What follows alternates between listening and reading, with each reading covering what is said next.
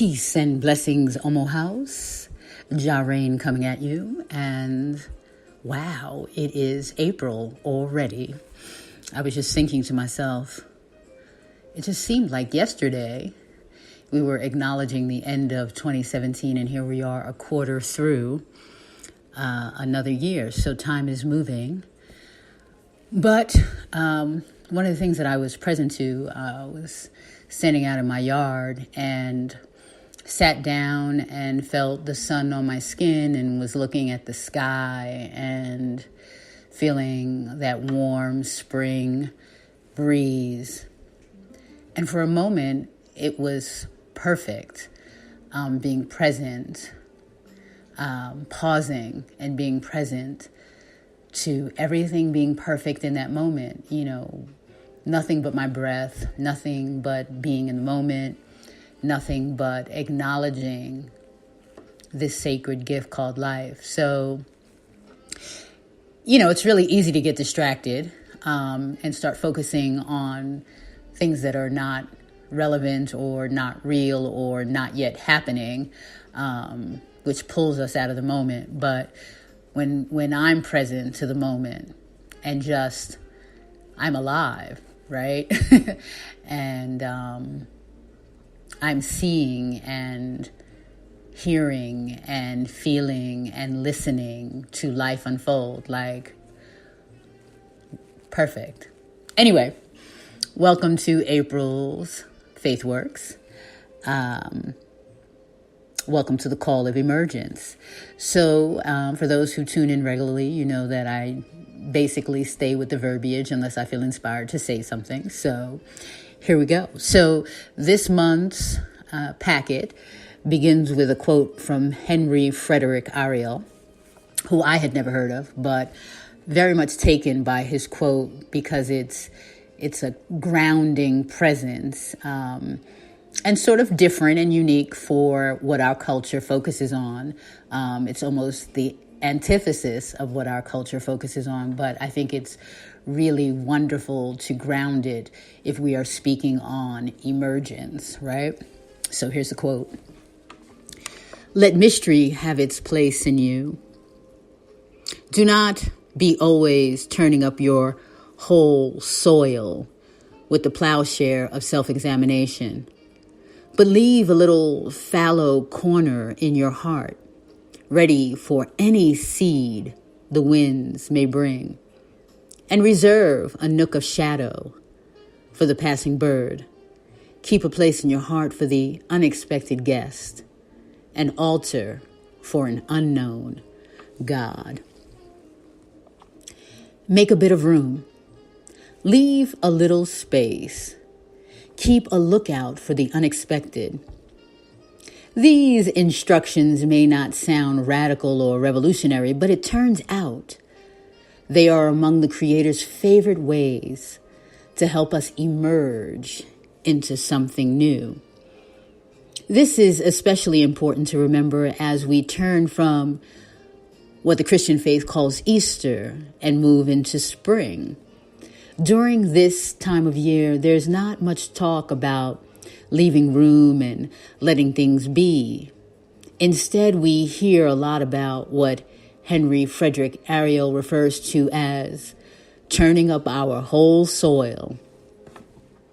For instance, the Christian Easter story of the empty tomb is used to emphasize radical transformation. Calls to come out of our tombs and rise from the dead often come with messages about us needing to become entirely new. And this time of the year, the secular culture takes the same tone.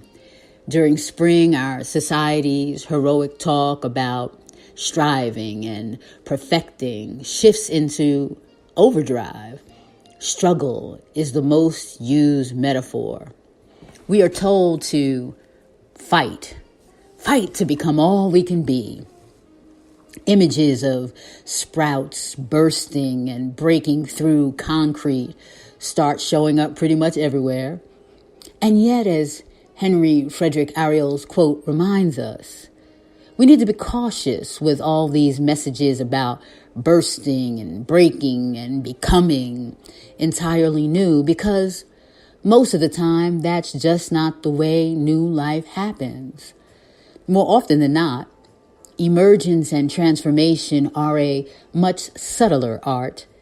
It's about stillness and listening and waiting to be led, not conquering and struggle and taking charge.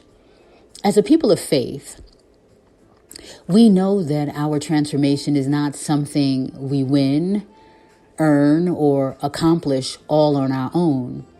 Instead, we know it comes by grace. Or to use Henry Frederick Ariel's language, it comes by leaving space for those passing birds, unexpected divine guests, and the yet-to-be-known God. It's about embracing a receptive spirituality that emphasizes breathing rather than becoming better, patience, not perfection, depth, not dominance, acceptance, not striving, attention, not constant improvement. That part about attention instead of improvement is especially important. Improvement puts us in the mindset of fixing ourselves, and fixing is actually emergence's biggest foe. Trying to perfect or prove ourselves is the surest way to stay stuck. The pursuit of constant improvement and perfection focuses us on our inadequacy and inferiority, causing us to overlook those unexpected guests that Henry Frederick speaks of. And friends, we don't want to miss those unexpected guests. Think of the story, Easter morning, and how close Mary came to mistaking Yeshua for a gardener.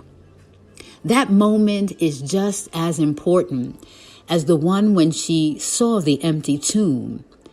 It confirms that those surprising seeds brought by the wind and those passing birds are exactly the way the Creator works to make our emergence and transformation possible. They are the divine guides that help us notice new paths. They transport the grace that enables us to walk with a new step. They awaken in us new songs. And most importantly, they remind us that new life is not something that we do alone. They assure us that transformation doesn't have to be a long and lonely struggle of breaking through concrete or rolling giant rocks out of our way. Instead, they tell us that emergence is more like learning a new dance with a new friend. All we have to do is leave room. All we have to do is trust that the unknown God will show up and follow its lead when it does. So this month, my friends, leave some room on that dance floor of yours. Keep your eyes peeled. And when that unexpected divine guest reaches out its hand, make sure you're ready to take hold. So that was the foundational message. And as we do, I will go through the spiritual exercises, which will also show up in the Cyber Lounge. So the spiritual exercises for this month, option A, notice your no's and let some yeses loose. So let's admit it. Many of us say no more often than we can count or more often than we are aware. It's our default mode. We are so good at coming up with reasons to say no, like, oh, just not enough time, or I don't know, it's too risky, or you know what, you got to be realistic, or hey, I'm an adult now and adults know how to delay gratification, or yeah, I can't because I've been burnt before. So these no's, right, are meant to keep us safe, and that's important and it needs to be affirmed, but it's also true that many of our knee-jerk no's cut us off from new life. Kind of like that well-meaning lawn spray that kills the weeds but also eliminates the wildflowers as well. Or to use that Easter metaphor, often with our nose, we roll the stone in front of our own tombs. So this month, to honor spring's celebration of wildflowers and the Easter call to roll away our stones, we're all invited to let some yeses loose and see what kind of new life emerges. So here's the framework for this particular exercise. Try to say yes as often as you can.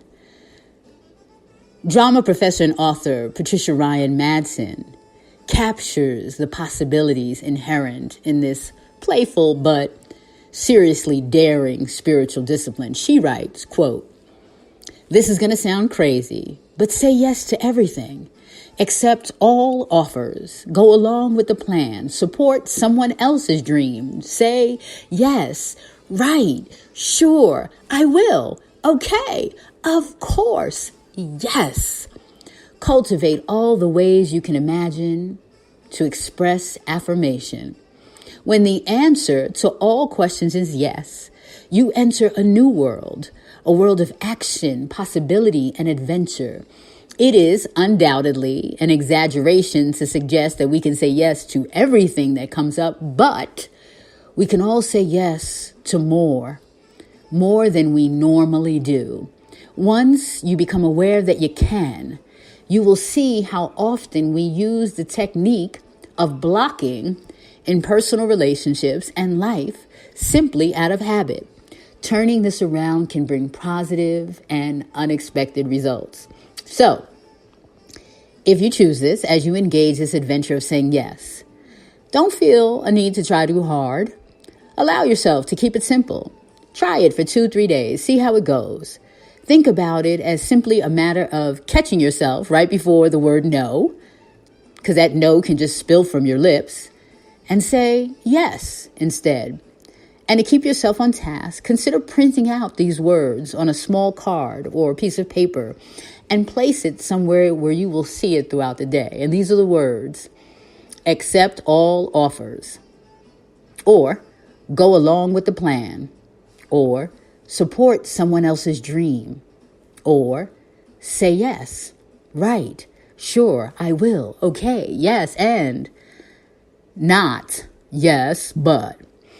And along the way, try to pay attention to your relationship to yeses and nos. What kind of yes? What kind of no? What kind of yes-no ratio rules your life? How do your yeses and nos impact those around you? Who taught you that yeses are risky and nos are safe?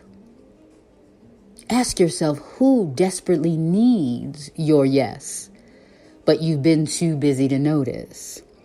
And if this is the option you choose, feel free to share what you're learning, what surprised you, and what emerged by simply letting yes loose and share it in the Cyber Lounge.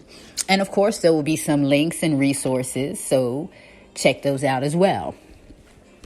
Option B, emerge from the tomb of worry. Starts with a quote from Seneca. We suffer more often in imagination than in reality. When it comes to the tombs that keep us trapped, worry tops the list for many of us.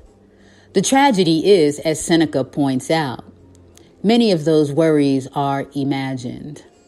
In other words, we are the creators of worry, not just victims of it. So, to the degree we contribute, we can also escape and free ourselves.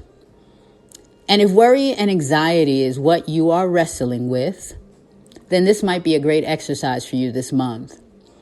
Identify your imagined worry and work with one strategy to address it.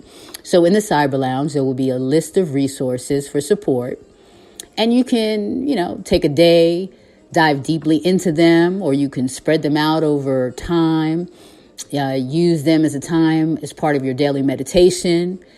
And use them not just to better understand worry and anxiety, but use it to try to figure out that one particular worry that exists more inside your head than out in the world. Just naming the imagined worry might be enough for the month, but if you can, also consider using the resources to identify a strategy to begin separating yourself from that worry. And if you choose that, feel free to share and comment under the link in the Cyber Lounge that this shows up. Option C is a week worth of poetry to set yourself free.